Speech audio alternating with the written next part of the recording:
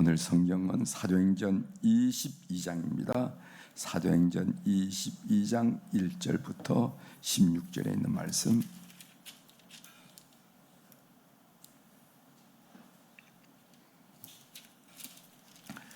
사도행전 22장 1절부터 제가 봉독해 드리겠습니다. 부형들아, 내가 지금 여러분 앞에서 변명하는 말을 들으라. 그들이 그가 히브리 말로 말함을 듣고 더욱 조용한지라. 이어 이르되, 나는 유대인으로 길리기아 다소에서 났고 이 성에서 자라 가말리엘의 문화에서 우리 조상들의 율법에 엄한 교육을 받았고 오늘 너희 모든 사람처럼 하나님께 대하여 열심히 있는 자라. 내가 이 돌을 박해하여 사람을 죽이기까지 하고 남녀를 결박하여 옥에 넘겨놓으니 이의 대장과 모든 장로들이 내 증인이라. 또 내가 그들에게서 다메섹 형제들에게 가는 공문을 받아 가지고 거기 있는 자들도 결박하여 예루살렘으로 끌어다가 형벌 받게 하려고 가더니, 가는 중 다메섹에 가까이 갔을 때 오중중되어 호련히 하늘로부터 큰 빛이 나를 둘러 비치매 내가 땅에 엎드러져 들으니 소리 있어 이르되, 사울아 사울아, 내가 왜 나를 박해하느냐 하시거늘, 내가 대답하되 주님 누구시니까 하니 이르시되, 나는 내가 박해하는 나사렛 예수라 하시더라. 나와 함께 있는 사람들이 빛은 보면서도 나에게 말씀하신 이의 소리는 듣지 못하더라. 내가 이르되, 주님 무엇을 하리이까? 주께서 이르시되, 일어나 다메섹으로 들어가라. 네가 해야 할 모든 것을 거기서 누가 이르리라 하시거늘, 나는 그 빛의 광채로 말미암아 볼 수 없게 되었으므로 나와 함께 있는 사람들의 손에 끌려 다메섹에 들어가노라. 율법에 따라 경건한 사람으로 거기 사는 모든 유대인들에게 칭찬을 듣는 아나니아라 하는 이가 내게 와 곁에 서서 말하되, 형제 사울아 다시 보라 하거늘 즉시 그를 쳐다보아노라. 그가 또 이르되, 우리 조상들의 하나님이 너를 택하여 너로 하여금 자기 뜻을 알게 하시며 그 의인을 보게 하시고 그 입에서 나오는 음성을 듣게 하셨으니 내가 그를 위하여 모든 사람 앞에서 내가 보고 들은 것에 증인이 되리라. 이제는 왜 주저하느냐? 일어나 주의 이름을 불러 세례를 받고 너의 죄를 씻으라 하더라. 아멘. 16절까지 함께 읽었습니다.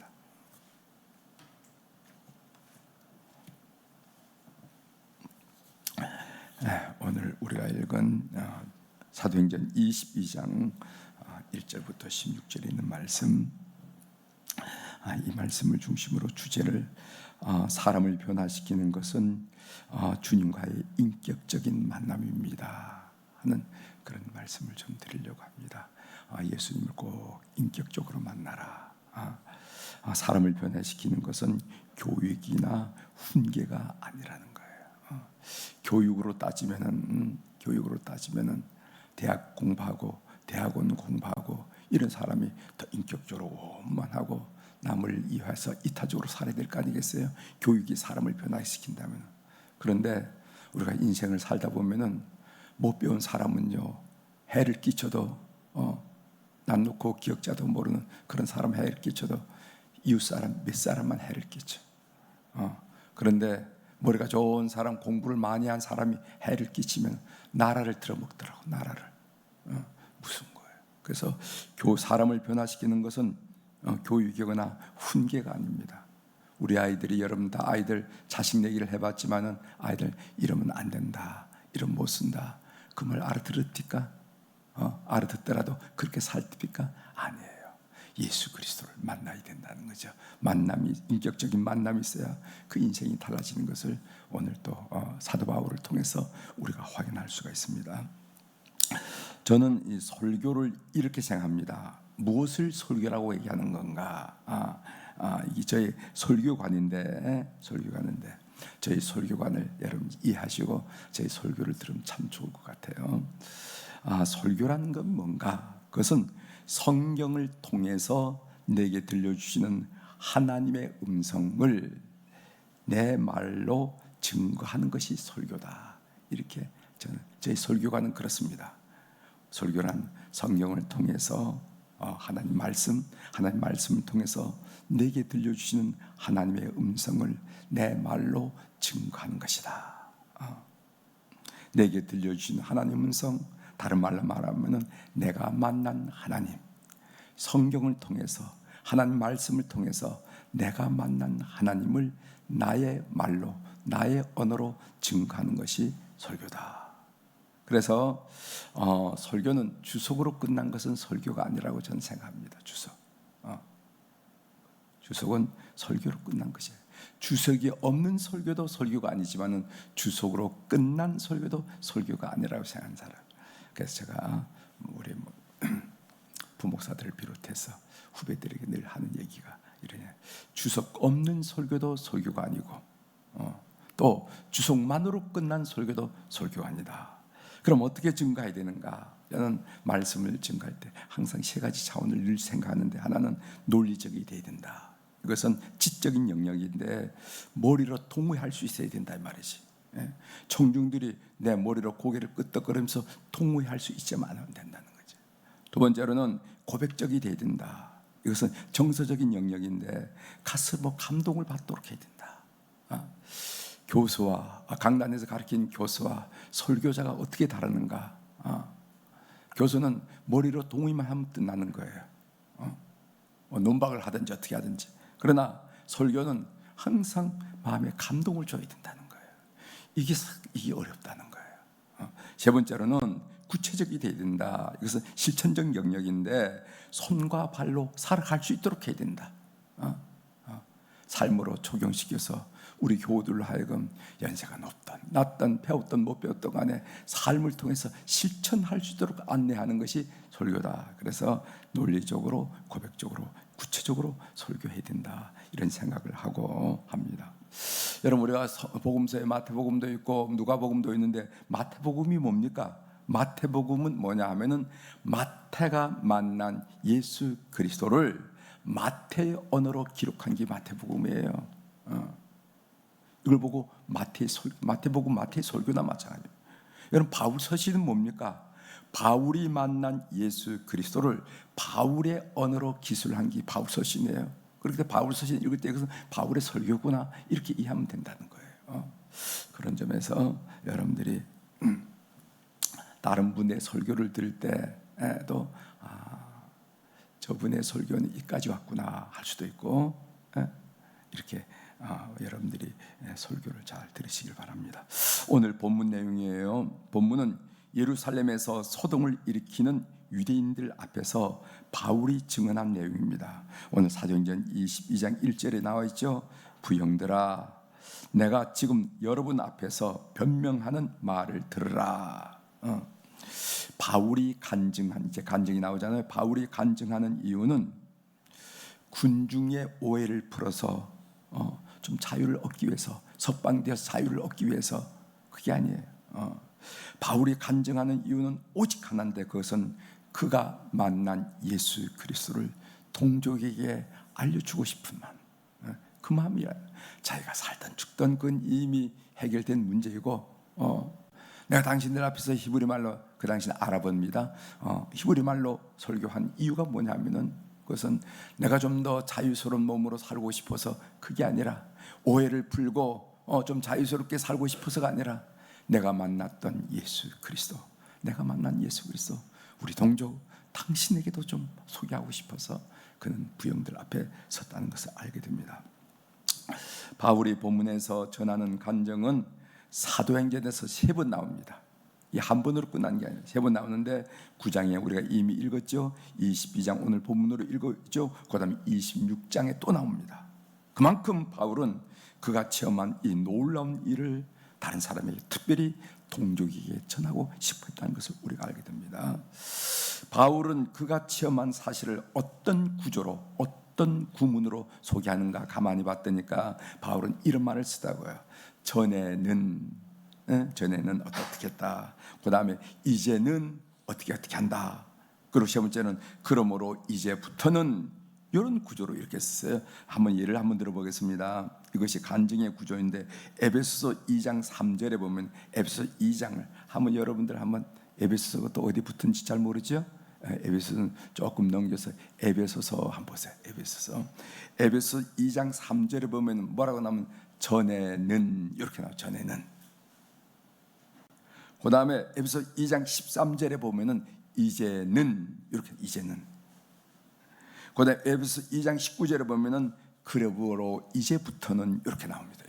이것이 소위 간증의 주요 요소의 주요였어요. 여러분들이 간증할 때 어떤 요소가 꼭 필요한가 하면은 전에는 나는 어떤 사람인지 아십니까? 저는 이런 사람이었습니다. 전에는 돈독이 올라왔어요. 돈밖에 보이지 않았던 사람입니다. 뭐라든가 전에는. 그건 두 번째로는 어떻게 예수 그리스도를 만난가. 저는요 저희 친구를 통해서 아니면 어느 순간 갑자기 교회 가고 싶어서 아니면 방송을 듣다가 어떻게. 세 번째로는 지금 어떻게 살고 있는가. 이게 간증입니다. 이게 여러분들이 전도의 내용이에요. 전도의 내용. 여러분들 전도할 때 뭐라고 합니까? 예수 믿어? 이것으로 끝났나죠? 야, 자네가 나를 알다시피, 너가 나를 알다시피 나는 과거에 이런 사람이 아니었는가. 그런데 내가 친구를 통해서 내가 예수님을 알게 되어서 난 지금 이렇게 산단다. 이렇게 산단다. 이게 어떤 영국인 사람이 그렇게 얘기했다잖아요. 아니 무슨 지금 21세기에 예수를 믿느냐고, 뭔 그렇게 부활을 믿고 그런 거 하냐고 그랬더니까 친구가 그렇게 타박을 하니까 빈정거리니까 그 친구가 이렇게 얘기했다는 거 아닙니까? 나는 아직까지 예수를 믿은 지가 얼마 안 돼서 성경의 이 진리를 다 알지 못하고 난 신학은 잘 몰라. 그렇지만 분명히 한 거 하나가 있는데 뭐냐면은 예전에는 내가 술을 먹으면 주사가 있어서 우리 집에는 물건이 남아 난 게 없는데 이제는 그 물건이 지금도 남아 있어. 그런다는 거. 내가 예수 믿는 다른 얘기는 할 것 없지만은 내가 예수 믿고 난 다음에는 그 물건이 그대로 있어. 그런다는 거. 가장 강력한 전도 방법이라고 생각해. 자, 여러분 간증할 때 그래서 이 간증을 이런 간증을 한 3분 내지 5분 정도 여러분 마음속에 정리할 필요가 있습니다. 할머니 뭐 예수 믿어 뭐 하는데요? 뭐 이렇게 물을 때 여러분들 있잖아요. 나는 과거에는 어떤 사람이었다. 그런데 예수님을 어떻게 만났다. 세 번째 예수 믿고 만 다음에 나는 다른 건 잘 모르겠어. 그런데 이상하게 교회 가서 찬송만 부르면 눈물이 그렇게 나와. 난 눈물이 없는 사람인데 눈물이 그렇게 나온단 말이야. 난 교회 가면 이상하게 마음 편해. 그래서 내가 자꾸 교회 가게 되는 거야. 나는 뭐 전도할 줄도 모르고 설교할 줄도 모르고 난 예수도 잘 몰라 사실은. 그런데 이상하게 교회 가면은 마음이 편해서 마치 어릴 때 어머니 품 안처럼 그런 걸 느낀단 말이야. 그래서 내가 자꾸 교회 가게 되는 거야. 이런 게 강력한 겁니다. 이런 것을 할 수 있어야 돼요. 아시죠? 그래서 마음으로 정리를 해야 된다는 겁니다. 자, 이런 구조로 우리 한번 본문을 좀 살펴보려고 합니다. 전에는 어떤 사람이었는가. 바울 3절 보겠어요. 나는 유대인으로 길리기아 다소에 났고 그 성에서 자라 가말리엘 문화에서 우리 조상들의 율법에 엄한 교육을 받았고 오늘 너희 모든 사람처럼 하나님께 대하여 열심히 있는 자라. 바울은 세 개의 동사를 사용해서 자기의 이전 삶을 소개하고 있는데 처음 뭐라고 나다, 두 번째는 잘하다, 세 번째는 교육받다. 요 얘기예요. 나다는 게 뭔가? 나는 길리기아 다소에서 났고, 길리기아 속주, 길리기아 주의 다소란 그 길리기아 속주의 수도가 다소거든요. 다소에서 났고, 두 번째로는 자라다. 나는 이 성에 자라. 이 성에서 자랐다는 것이 예루살렘인지 아니면 다소인지 잘 몰라요. 학자들이 이렇게 좀 헷갈리더라고. 그런데 예루살렘에서 자랐다 하는 말에 많은 학자들이 마음을 두고 있어요. 세 번째, 교육을 받았다. 가말리엘 문화에서 율법의 엄한 교육을 받았고, 이 가말리엘이라는 사람이 누구냐 하면요, 산헤드린 공의의 의원이고 바리사파 지도인데 역사가 요세푸스에 의하면은 힐렐의 제자라 그래요. 힐렐, 유명한 스승인 힐렐의 제자라 이렇게 이야기합니다. 그의 하나님에 대한 열심이, 그렇게 하나님에 대한 열심이 어떻게 표출되었는가 하면 4절에 나오죠. 내가 이 돌을 박해하여, 이 돌은 예수 그리스도의 도죠. 내가 이 돌을 박해하여 사람을 죽이기까지 하고 남녀를 결박하여 옥에 넘겼노니. 사도 바울은 예수 그리스도를 만나기 전에 스스로 생각하기를 나는 너무도 잘 사는 사람으로 알았습니다. 스스로 생각하기를 나는 흠잡을 데가 없는 사람인 줄 알았습니다. 그랬어요. 그런데 6절 보세요. 6절. 가는 중 다메섹에 가까이 갔을 때 오전쯤 되어 호련히 하늘로부터 큰 빛이 나를 둘러 비치매. 이런 말이었어요. 오전쯤 된다 하는 말은 이 사건은 대낮에 명확히 인지할 수 있는 사건이라는 겁니다.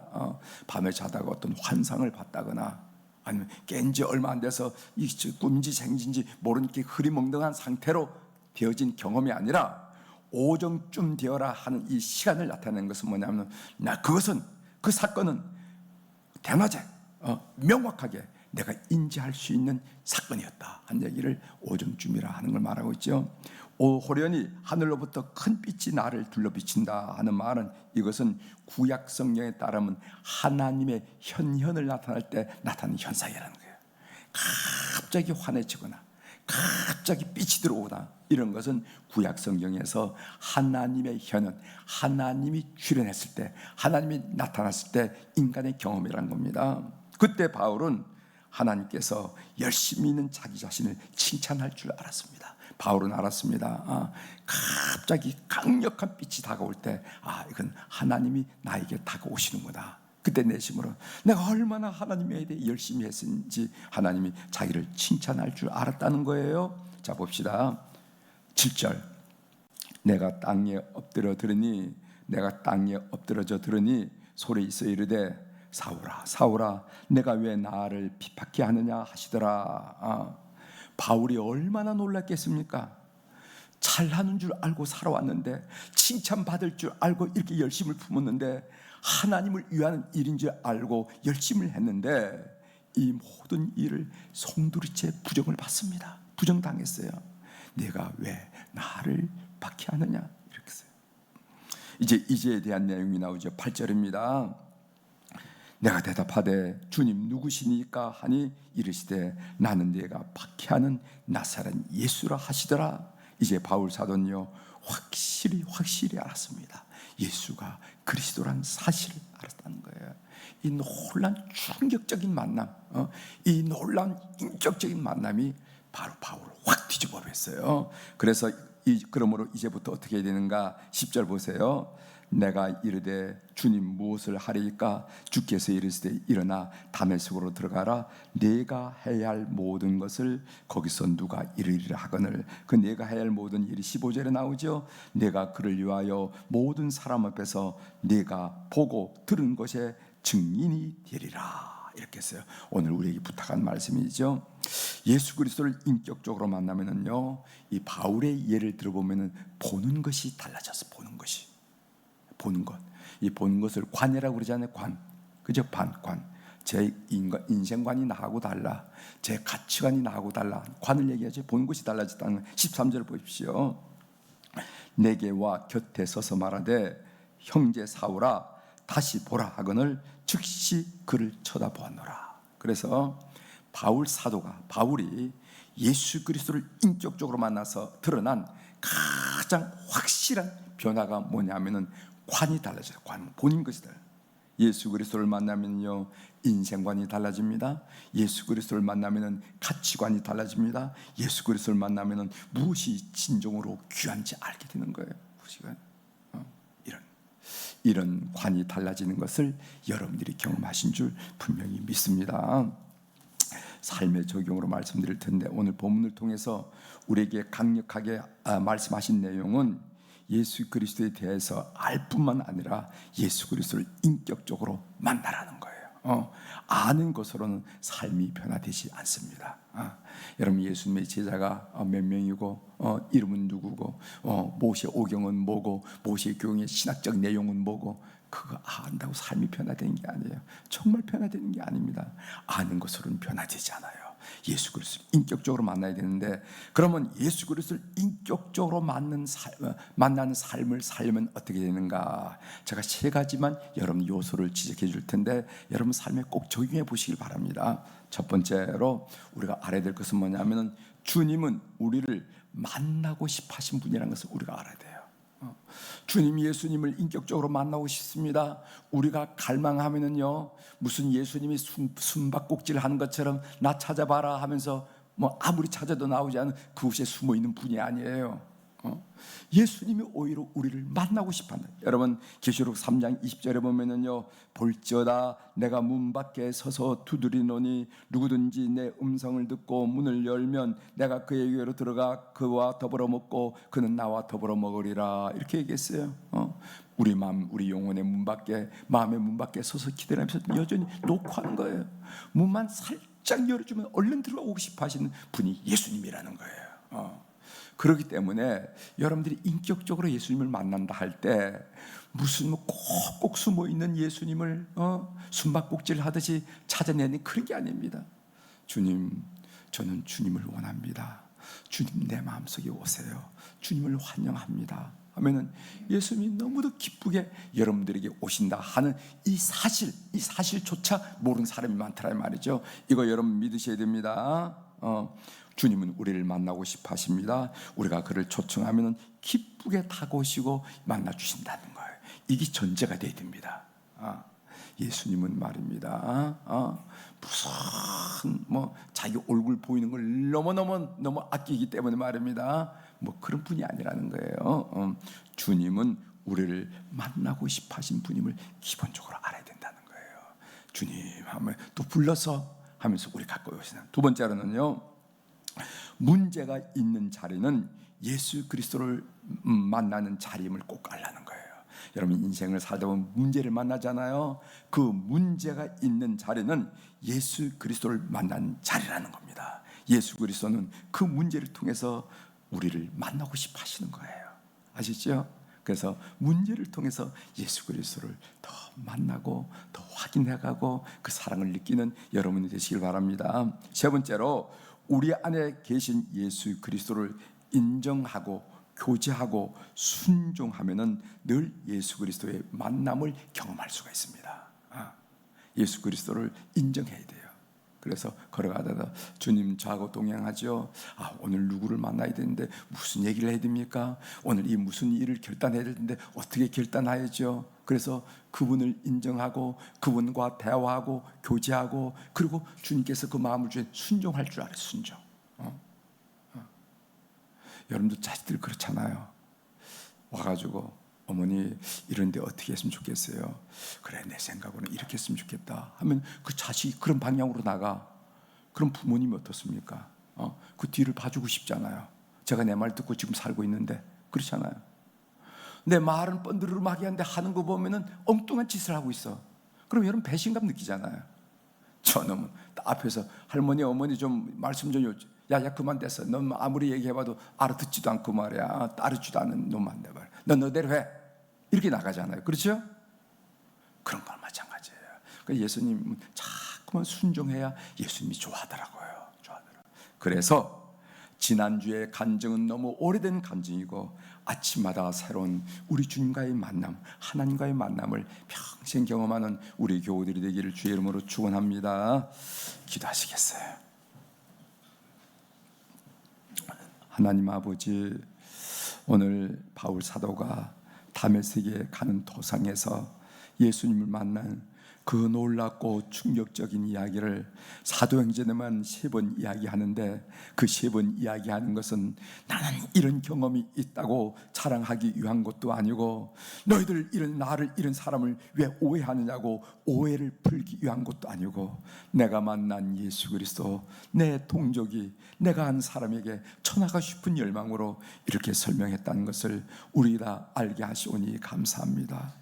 우리도 찬찬히 따져보면은 우리가 예수 믿기 전에 삶도 있었고, 어떻게 예수 믿은 삶도 있었고, 또 우리가 어떻게 살고 있는지 다 우리가 알고 있는데, 그 느끼는 거 소박하지만은 단순하지만은 우리의 언어로 찬찬히 편하게 말할 수 있는 그런 지혜를 허락해 주셔서 많은 주변 사람들에게 우리가 그토록 사랑하신 우리 주님을 소개하는 교우들이 되도록 은혜를 베풀어 주옵소서.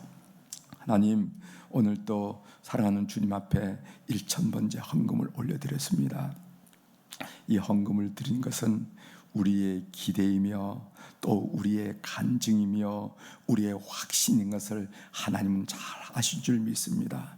이름들을 기억하시고 그 마음속에 하나님을 향한 간구 소원도 기억하여 주셔서 이 헌금을 통해서 우리의 삶이 참으로 하나님의 은혜 속에 풍덩 잠기는 것을 늘 체험하는 저희들 될 수 있도록 도와주옵소서. 그래서 계곡을 건널 때, 드넓은 털판을 거닐 때, 산 기슭을 오를 때마다 늘 주님이 가까이인 것을 느끼면서 예수 이름으로 승리하며 예수 이름으로 용기를 얻으며 예수 이름으로 새 세계를 발견하는 그런 놀라운 물질이 되도록 주께서 축복하여 주시옵소서. 오늘 화요일입니다. 화요일 우리 안나 여선교회 회원들, 우리 모세 남선교인들을 비롯해서 우리 모든 우리 어른들을 축복하며 기도하게 하시오니 감사합니다. 하나님, 또 감기, 또 이렇게 코로나19 바이러스 여러 가지 일로 우리 어른들의 걸음을 자꾸만 멈추게 하고 있는데, 하나님 아버지, 그 모든 일들을 극복하기에 부족함이 없는 영육의 강건함을 통해서 호흡이 있는 순간 주님 전에서 예배하는 그 영광과 그 기쁨을 늘 누리는 어른들이 될 수 있도록 은혜를 베풀어 주시고, 하나님, 믿음의 열매를 우리 자녀를 통해서, 손자 손녀를 통해서 보면서 하나님은 틀림없는 분, 하나님은 확실한 분, 믿음에 대한 결과가 있는 분을 늘 찬양하는 어른들이 다 될 수 있도록 도와주옵소서. 하나님, 황혼역이 더 아름답잖아요. 더 찬란하잖아요. 우리 어른들의 그 마지막 여생이 더 기쁘고 더 감사하고 더 감격스럽고 더 찬란해지도록 은혜를 베풀어 주시옵소서. 오늘 또 하늘의 주권과 땅의 주권을 가진 우리 주님의 이름으로 이 새벽에 선포합니다. 내 영혼이 잘된 같이 범사가 잘되고 강건한 축복을 오늘도 주님과 더불어 누리게 도와주시옵소서. 감사드리며 예수님의 이름으로 축복하며 기도 올리옵나이다. 아멘.